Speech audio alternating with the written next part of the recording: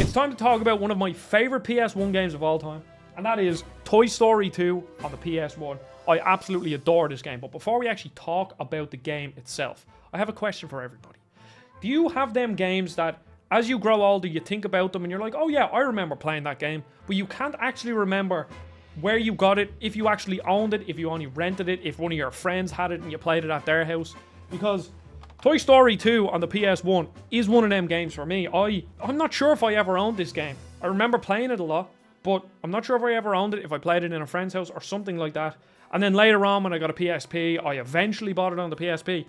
But another thing that I realized playing this game nowadays is I have never gotten past the 10th level in this game, so sort of the latter half of the game I don't really have much memory of. Now, my full playthrough of this game was the NTSC version through the PS5 backwards compatible. And what you will notice here is that some of these FMVs kind of get all weird and freeze and stuff. An LGM will randomly stare at you in the video, and I will zoom into it, you might see it here.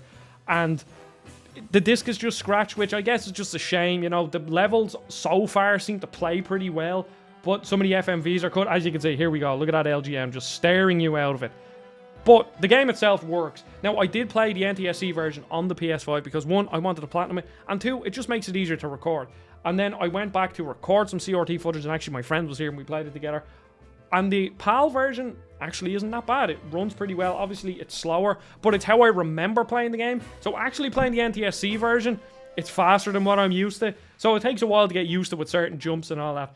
But the nostalgia that hits you on the first level of this game is just absolutely fantastic. If you grew up in like the 90s and let's say early 2000s, like I was born in 1998, Toy Story will more than likely hold just a special place in your heart because it just captured that feeling of being a child. And obviously, we were children around then, so it just kind of resonated with us. And even as you grow older, you know, Toy Story has matured with its audience, which is, I think, the reason why it is so popular. But, you know, we all had different toys, and we'd be playing different games. I loved Army Soldiers when I was growing up. I had a little Winnie the Pooh toy, a couple of Star Wars toys, one TMNT toy, and you'd make a little game with them playing together.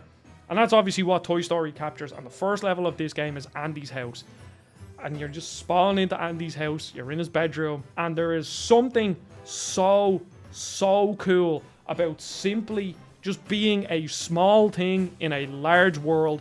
It's something that A Bug's Life did really well on the PS1, it's something that Stuart Little on the PS1 did really well, and it's something that Toy Story 2 does better than any other game I've ever really played. The only other game I think that kind of captures that feeling just as well is something like Grounded, and that's why that game is so popular.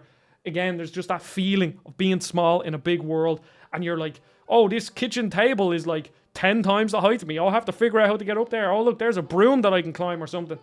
And just running around like a house is really cool. Jumping off the pillows on a couch, or having to jump over the stove because it's on, or climbing up into the attic where there's a load of boxes. You can get up into the rafters of the roof walking around. The boss fight with the toy robot on top of the boxes. And then you go out into the garage and you're jumping on the car and you have like a race with RC, and there's just so much charm in this game. It's obviously a kid's 3D platform. It's not going to be super difficult. You're not really going to die that often in this game. But it just gives that feeling of adventure that I love in my 3D platformer. Something like Spyro 2. That's why Spyro 2 will probably forever be my favorite 2D platformer or 3D platformer, because there's just that feeling of adventure, and this game isn't overly difficult, but you're just going to have fun exploring these levels, listening to some cool music, and the music in this game is absolutely fantastic.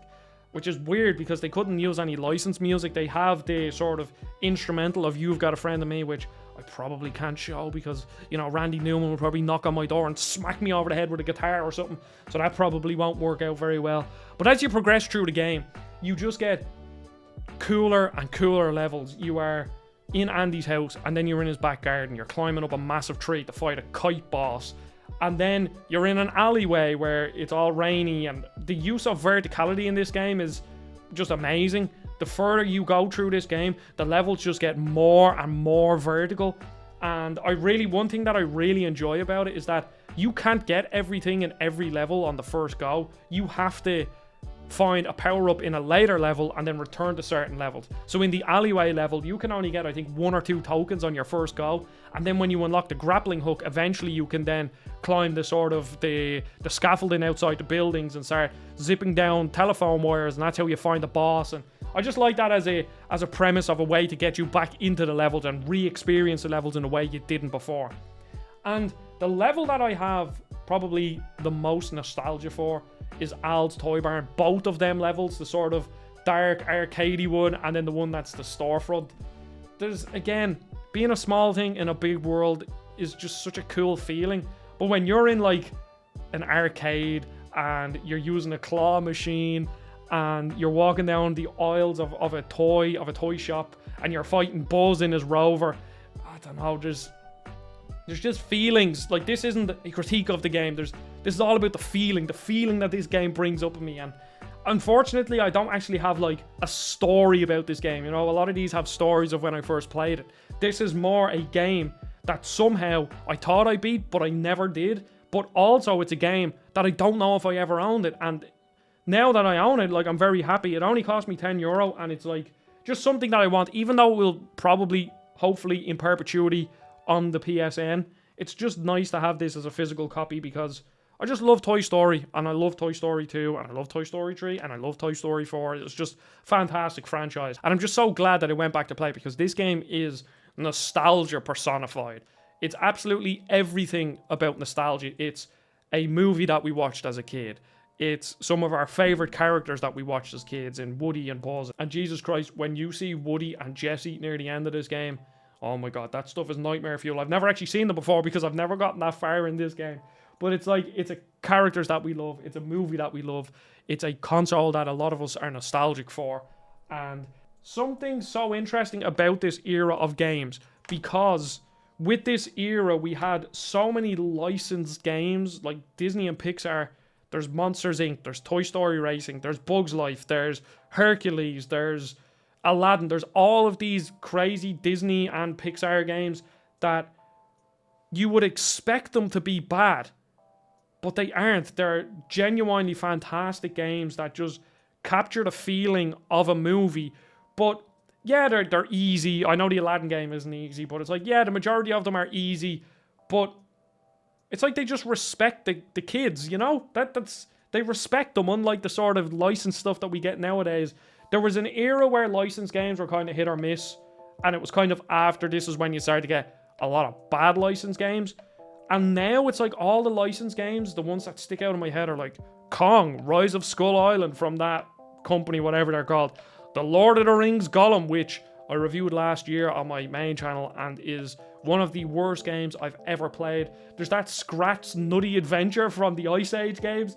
And I just don't think they make games like this, because Toy Story 2 and The Bug's Life and Toy Story Racing and Monsters Inc. on Scare Island, which I have on the PS2, which I will definitely be doing a video on, are just brilliant platformers that just capture that charm. They're not too difficult. They're a fun, 4 to 8 hours of just collecting stuff in a world with all these characters that you love. In Monsters Inc. you can play as Mike and Sully, and I love how you collect all the little dolls and you have to scare them to collect them. It's just brilliant. The Stuart Little game is also the same now. That's a game I haven't played in years, but again, that is a game I will have to play at some point. So am I happy that I own Toy Story 2 and I went back to buy it? 100% yes. This is one of my favourite PS1 games, one that I have the most nostalgia for out of the whole console. Buzz Lightyear Star Command is also... It's a hard game to play because of the controls, but that game brings back a lot of memories. That is a game that I didn't own, but I played in a friend's house and absolutely adored it. But if you want more, I just played Luigi's Mansion. So go check it out. Goodbye.